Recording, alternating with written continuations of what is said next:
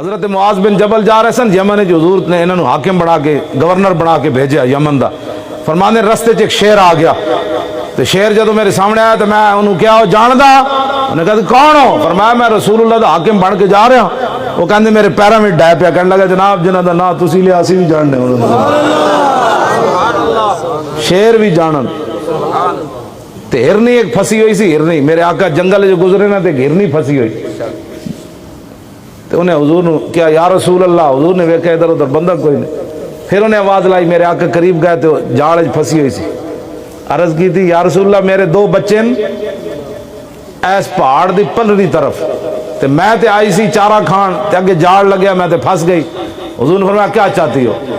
حضور مجھے رہا کر دیں میں آ جاؤں گی. ہن جڑے درود شریف نہیں نہ پڑھ دے انہاں واسطے اس ہرنی گل کے کیتی. ہرنی حضور نے فرمایا جی تو نہ آئی تے پھر تے پتہ ہے اس ہرنی نے کیا؟ انہوں نے کہا یا رسول اللہ جی میں تواڈے فرمان تے مطابق وعدہ کرن تو بعد نہ آئی نا تے میرے اوتے اس بندے جتنی لعنت ہوے کہ جے دے نام سامنے تواڈا نام لیا جائے تے تواڈے تے درود نہ پڑے. ہرنی بھی لعنت پا گئی انہاں تے جے حضور دا نام آوے تے جتیاں چک کے مسیتیوں نس پوندے. یہ صحابہ درود پڑھیا میں کہتے ہیں ہرنی بھی درود دی گلاں کرنی تو صحابہ دی گلاں کرنی.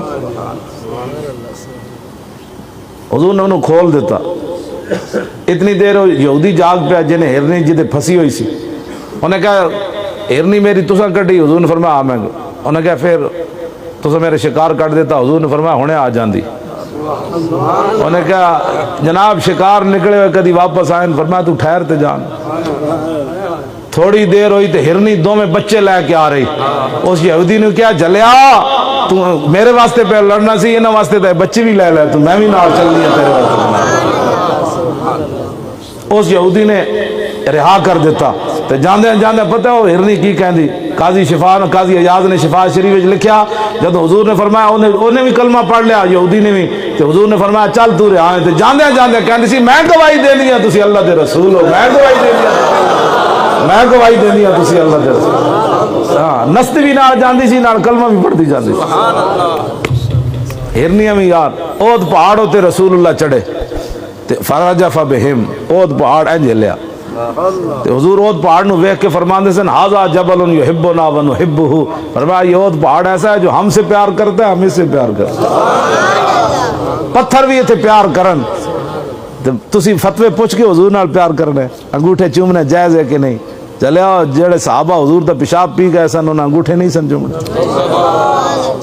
آج مولوی ملوانے جن کے پاس 5-5 فٹ سے مولویوں سے بدبو آتی ہے انہیں مولویاں دسنا ہے مقام رسول کیا ہے. ہاں مقام رسول تے حشر کو ہوگا یہ معلوم کہ جیتا کون اور ہارا کون. اے علماء تو مراد علماء اہل سنت نہیں یہ تے حضور دیاں بلبلاں جنہاں دے منہ مولویاں دے منہ جو 5-5 فٹ دیاں بدبو آون. میں انس بن مالک کو پوچھا انہاں 10 سال حضور دی خدمت کیتی. میں آکھیا جناب تسی حضور دی 10 سال خدمت کیتی حضور نو پسینہ بھی آیا ہونا دسو حضور دا پسینہ کی وجہ سی؟ تے حضرت انس بن مالک کہندے ولا شممتو مسکن قطو ولا عطرن وفی روایت انبرن کان اطیب من عرق رسول اللہ.